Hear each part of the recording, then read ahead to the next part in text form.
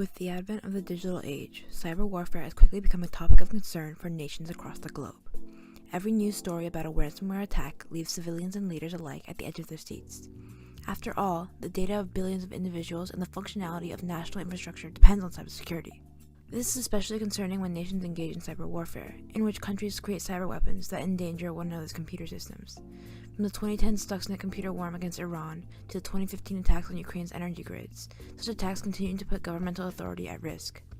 Therefore, delegates must answer this question. How can nations reduce cyber warfare while protecting their sovereignty?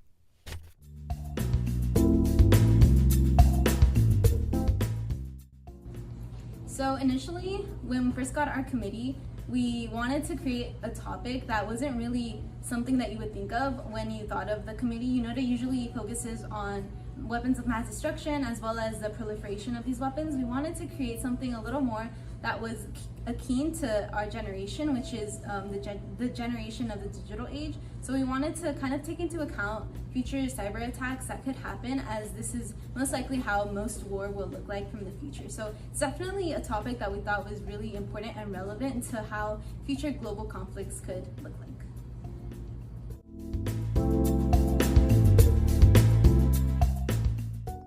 Sovereignty definitely needs to be remained in this committee because we are discussing a serious topic about cyber warfare, meaning that if a developing country does need help and they ask the developed country to help them, then it will be okay, but it cannot be vice versa. We can't tell a developed country who already has a privatized internet system and social media or just any sort of cyber system to tell them to stop doing something because that is infringing on their sovereignty.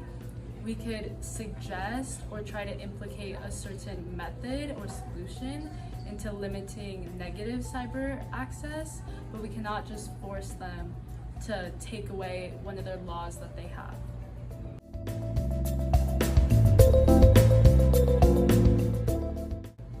UNODA was created as a result of many mass destruction weapons, such as biological warfare, way in World War I. Obviously, UNODA was created way after that, but it stems out of a necessity for the human race to moderate their weapons and actually decrease the amount of weapons that are available for war or warfare. So in World War II, after World War II, there were nuclear weapons, and that kind of threat persisted into the Cold War.